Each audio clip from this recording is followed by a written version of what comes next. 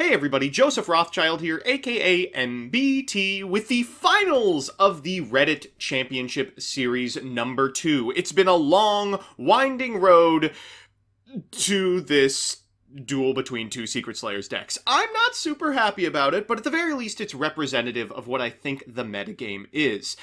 We have seen a lot of really interesting decks, a lot of really good players, and we have reached the apex, the two greatest players in the tournament playing the two most represented decks in Top Cut. Joining me, as always, for commentary is Sir Emanon. How are you doing today? Doing pretty well. Of course, I'm about as enthused as you are to see the Adamancipator versus Synchro Eldlich matchup that is, brought up upon us. But as expected, these two are the strongest and most represented decks. No surprise that we see them here in the finals. And, as far as the decks themselves are concerned, they seem, about as run-of-the-mill as we have seen. So we can expect, some fairly standard gameplay here. Right. What you're seeing on screen right now is the Top Cut breakdown. There were 16 players in Top Cut. 9 of them were playing Synchro Eldlich, 3 on Adamancipator, 1 Sky Striker player who unfortunately dropped in Top 4, which you can see on Sir Emanon's channel, as well as 1 Dinosaur player who dropped in Top 8. Shouts out to Giant Skyhawk, living forever in our hearts.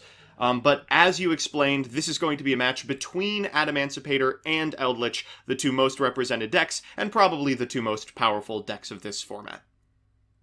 Yep, and if you guys are interested in potentially some gameplay that doesn't involve these Secret Slayers decks, be sure to stay tuned on the Yu-Gi-Oh! Subreddit, where they are actually planning on hosting a non-meta tournament where there is going to be a custom ban list that bans out a lot of the top tier strategies and even some of the more rogue strategies in favor of, some of the garbage tier decks that, we all love to play on the side. But if you guys are interested in that, definitely, again, be sure to look up at the sign up post. It should be going up today as of when this video goes live. So definitely be on the lookout for that. I'll definitely be linking it in the description, and fingers crossed, you may be seeing some matches commentated on this channel as well. I know you're all chomping at the bit to watch me grind my teeth through thrilling Dark Magician gameplay. All right, so it looks like they're just setting up here for the finals, and we're going to get started. So ChaseCon has won the die roll, and they are the Synchro Eldlich player, so unsurprisingly, they will be choosing to go first. Let's see what these openers look like. Ah, perfect! That's just exactly what you want to see. This is peak Yu-Gi-Oh! Right here. We see 3 hand traps, we see the brick, and then we see the 1 engine piece that isn't a starter. Will Haketo get there? The Adamancipator player's hand is fine. It's real good. It's really going to be able to beat Haketo Pass, I think. Yep, and it could definitely play through Nibiru as well, based on what the Adamancipators hit, as well as how the turn ends up being structured. Unexpected Die is going to be the first card, and going for the Angel Trumpeter, telegraphing, of course, the Halka play pretty early on. We're going to go ahead and special summon this copy of Medolce Patetting Sasur. Been weird to see this card just as a free special summon. Usually it's a combo piece in Medolce, but just an inherent from hand is good enough. Going to be followed up with a Koakai Mairu Guardian, and if you were hoping to resolve an Ash Blossom or a Nibiru this turn, it's going to be a little difficult. Yep, and we see Hulk going to be hit with Ash, but you don't even really have to use the Guardian here if you don't want to, but it looks like that is going to be the play. There was, of course, follow-up in Foolish Burial, but understandably, just wanting the Hulk to resolve since it is so powerful, we're going to get the O-Lion from deck. This is so frustrating. I mean, you can even Nibiru at this point in order to prevent any sort of extension, but the token you'll get from the Nibiru plus a Foolish Burial for a block dragon just gets you to the entire combo regardless. Yep. And there still is an O-Lion token as well, so, just having 2 free link materials still off of the back of a Nibiru is pretty good if you're asking me. So it looks like we're going to go for the Link Cross effect here. With a 2 on field and 2 1-star tokens, I would consider Nibiruing now. We'll see what ChaseCon decides to do. Yeah, we could definitely go into Herald right away if we wanted to, or we can go into Marcher, which will inevitably go into Herald. So at some point here, you kind of have to Nibiru. So it looks like we'll just be summoning back the O-Lion, not triggering the effect of O-Lion. And then at resolution, of course, we will fire the Nibiru. Yeah, pretty heads up play. This is how you play around Nibiru, because you are given, of course, not only the Nibiru token but the O-Lion token, and with 3 cards left as follow up, this is pretty good news here. And what do you know? 3 Earths in the graveyard, the perfect number to fire off that Foolish Burial for something in particular. Block shaped. So looks like we're gonna go ahead and send him to the graveyard. He's gonna be brought back with his own effect, of course, Man, and Hakeda would linking be away. so good here if we had an Eldlich. Yeah, it would be, but unfortunately, not the case here. And it looks like we can link away into something like a Cerberus or an IP to just go ahead and make sure that the Block Dragon resolves. Because very very fair and balanced that we can replenish our entire hand off the back of just a single Foolish Burial. This is so frustrating. You can go into a Link Spider here for additional Earth material, but even if you only keep the Earth Rock token on your, or the Light Rock token rather, on your side of the field, it enables Seeker that you can search off of Block Dragon. So silly. Yep, and it looks like we're going for double Earths and getting rid of the Nibiru and drawing a card and triggering Block Dragon. Yeah, this is about as good as it gets. Oh, God. Well, Weeping Idol is a fantastic way to get a rock onto your side of the field without committing anything else, as is Gigantes. We're going to go for that, and what do you know? That enables the Researcher, and that'll enable the Seeker afterwards. We'll fire off the Researcher and find, I think, just a Dragite there, but that's about as good as you could have hoped for. Yeah, there is no way that this isn't game here, even through the Huaquero. At some point, like even if it's not lethal, which I highly doubt it's not going to be, there's really no way that you can come back from this position if you're Synchro Eldlich. Ooh, the spice being revealed off the top of the deck. That's a copy of Beta the Magnet Warrior you saw excavated. Ugh, just disgusting. You really need to be playing Easter Island heads. Yeah, definitely the crucial choice here. Rookie mistake, though. we see Analyzer bringing out another copy of the Guardian. So if there happened just for some reason be another hand trap, we can go ahead and stop that as well. And Dragite coming down. It's so strong against the Eldlich spells and traps. It's kind of hard to pop these cards when they can, in response, turn into monsters. But because this effect doesn't target, if you chain it, you can just return it to the hand afterwards. Dragite doesn't discriminate, and ChaseCon has seen enough. Yep, that's about Adamancipator in a nutshell.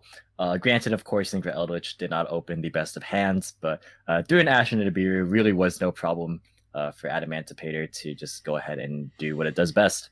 Yeah, against the extremely robust deck that Adamancipator has become, you kind of have to open 3 game-ending hand traps, like Nibiru's, Lancias maybe, pieces of interaction that are Omni negates. I mean, it takes so much to keep this deck down.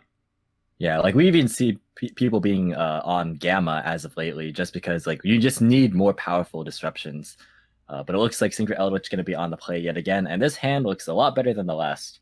Yeah, this is one of the hands that could potentially put up the requisite amount of negates to prevent Adamancipator from popping off the Jet Synchron. Discarding the 0/0/1, I imagine, will be the play at some point during the turn. But the Adamancipator player has a card lurking in their hand as well. Yeah, that's going to hurt, especially when this hand is pretty low on the Eldlich cards. Not enough to actually get an Eldlich Disruption. So it feels like this is, again, pretty favored for Adamancipator, just given how the hand's shaped up. All right, so we're going to go for the Halqifibrax here. Of course, we can get O-Lion if we so desire, but the get is going to be Jet Synchron here. We're going to wait for the Auroradon before we do anything like that.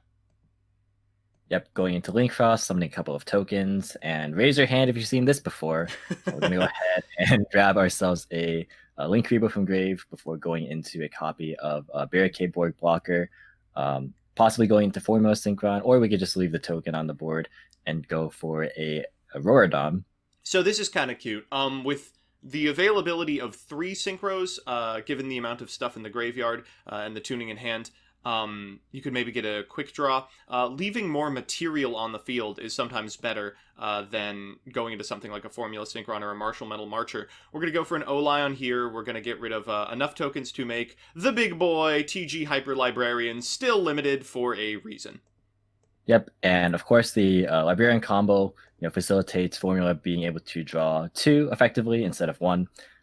And with this tuning here, we can go ahead and grab a follow-up play. It looks like we did actually pick up more Eldlich cards off the back of those draws, so perhaps the problem of losing to Dark Ruler is less prevalent. And of course, Cursed Eldland being the mill must be nice.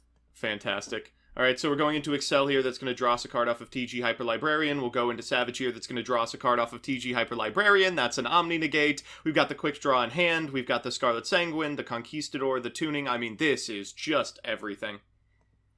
Yeah, a lot of really good things. I don't believe the barricade board blocker effect was activated. Otherwise, we could grab that cursed Eldon back at end phase, and that would be really, really good for next turn, but not really that big of a deal when you already have a lot of the setup that you could already ask for. All right, so we're going to go ahead and activate Scarlet Sanguine here. That's going to get Golden Land Forever, which is a fantastic answer to Dark Ruler No More. We're going to be setting both the other copy of Scarlet Sanguine and the Conquistador, and I mean, what more do you want? Yeah, suddenly you look at this and it went from losing straight up to Dark Ruler to being very, very favored, just given how many disruptions there are in the Eldlich cards, as well as, of course, the Savage to back it all up. So unsurprisingly, you do have to start with Dark Ruler No More. It is going to resolve. I do kind of like that. You're just trading the Borreload Savage Dragon for the Dark Ruler No More, given that none of these monsters negate. You've got an Omni negate that also destroys in the form of Golden Land Forever, so you'd probably prefer that. Yeah, and that's actually a good, sort of mind game there, because now your opponent kind of doesn't really have intel on Golden Land Forever, because your opponent is expecting that Dark Ruler to resolve. So letting it happen, letting the expected result happen, just makes it so that you have more options available to you. It looks like Taco Crusader are going to come down off the Foolish Burial, trying to flip the Eldlich face down. Oh, this is extremely cute. Tackle Crusader coming in huge here. If they flip the Eldlich face down, is Golden Land Forever off? I do believe. I actually don't remember if you contribute face down monsters for costs. I think you can, because I remember Icarus Attack. So you interacting that way. contribute the face down monster for cost, but I don't think you'll satisfy the condition of controlling an Eldlich monster if it's face right. down. Yeah. So it looks like the play would have to be activating Scarlet Sanguine pretty early here, and it is going to happen right away. So it looks like we still have our negation piece. So not too big of a deal here. That's cool, but does turn off the Conquistador, as there's just not going to be zones for it. So we've actually only got to play through one more piece of interaction. Yeah, so you do have to structure your way, or play in such a way that Golden Land Forever can get the face down Eldritch off the board first. And it looks like Adhara into the Dragite into Seeker is going to be the sequence. All right, this is good. I mean, we are, splitting hairs over a matter of inches here. The Eldlich player has an Ibiru in hand. So at some point over the course of the turn, I think there is going to be a radical shift in the tempo of this game. Yeah, absolutely. And we still see, disruption. Yep, and we see Golden Land Forever is going to be able to tribute the face down Eldlich and negate the Seeker. Very cute. Fulfilling the condition of having an Eldlich monster via the face-up one and then tributing the face-down one, so the zone is now available for the Conquistador as well. This is quite good. All right, and they're discussing as well the ruling that we had talked about earlier, and just confirming what we had discussed. And it looks like how Kefivrax is going to be the follow-up. Something from hand. Ooh, that's rough. That's going to be met with a Conquistador. That's the last piece of interaction absent Nibiru, but I think it's going to be enough. And that's a concession. We are moving into a Game 3. Yeah, the Golden Land Forever putting in a lot of work. And I really do, as you said, like the fact that, he held it off the Dark Ruler No More, just saving it for a more critical point in the game. And it paid dividends. I mean, a Golden Land Forever that removes an Adamancipator from the board is infinitely more important than a copy of Borreload Savage Dragon that doesn't. Unfortunately, Grey Wolf is going to be able to go first here. The Eldlich player did draw Dark Ruler No More, but builds of Adamancipator have engineered their combos to play around it, so we will see just how well it does so. Yeah, one of the ways that they play, not necessarily around it, but still have a portion of their board intact is, of course, the Dragon Buster Destruction Sword off of the Union Carrier, which unfortunately Grey Wolf has drawn, but that is, of course, going to linger on the field, even with Dark Ruler No More resolving. But we do see Analyzer grabbing a Doki Doki, which is a good start. We're going to go ahead and pitch a Guardian, probably to get a Guardian, I'd imagine. Yep, there it is. Playing around the hand traps that don't exist in the Eldlich player's hand. A second way that a lot of the time these Adamancipator decks will hedge against stuff like Dark Ruler No More is ending on bosses like Abyss Dweller, which are killer against decks like like Synchro Eldlich, but don't necessarily need to activate in the main phase, and as a result can kind of dodge the negation. Exactly. And it looks like Grey Wolf has left the game. All right. Disconnections be happening quite a lot in the last couple of future matches here. time to reveal the secret truth of this match. We knew the outcome beforehand. Grey Wolf 65 disconnected at this point in the game, and as a result, your champion of the Reddit Championship Series is ChaseCon. Yeah, of course, Adamancipator, being able to put up the strong boards that it does, but Synchro Eldlich being, just the grind machine that it's been known for. So not too terribly surprising that, we could project possibly what the outcome of the game could have been, just through educated guesses, but that is just how the cookie crumbles. Yeah, an unfortunate anticlimactic conclusion to the tournament, but unsurprising that Synchro Eldlich would take the entire thing. It's just such a powerful, strong, robust, adaptable deck, and it's proven that throughout not only this best of 3, but also the massive 8 rounds of contention and top 16 cut. Huge congratulations to ChaseCon, and if you are interested in playing a tournament in which decks like theirs are not available, do consider signing up for the Reddit non-meta tournament. It's hosted very regularly, and regularly the ban list is changed to account for decks that are extremely centralizing in that format. I urge you all to check the link in the description and sign up there. You might end up on this channel getting commentated while you disconnect. Yep, should be a good time. And of course, if you guys will have decks that you've been wanting to play but have been gated by the likes of the Secret Slayers metagame, this is a perfect chance for you to showcase why exactly, Sacred Beasts are going to be meta. They are! They're good!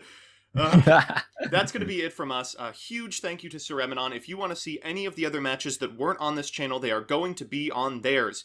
There will be a link to that at the end of this video as well as the description. I appreciate you coming on this fantastical journey through the realm of Secret Slayers with me. Yep, definitely been a pleasure. And, while the outcome was relatively expected, it's about the journey. And, we got to see a lot of very, very interesting things along the way. So yeah, this has been a very good experience as always. And thank you guys again for sticking with us and watching through it all. See you next season.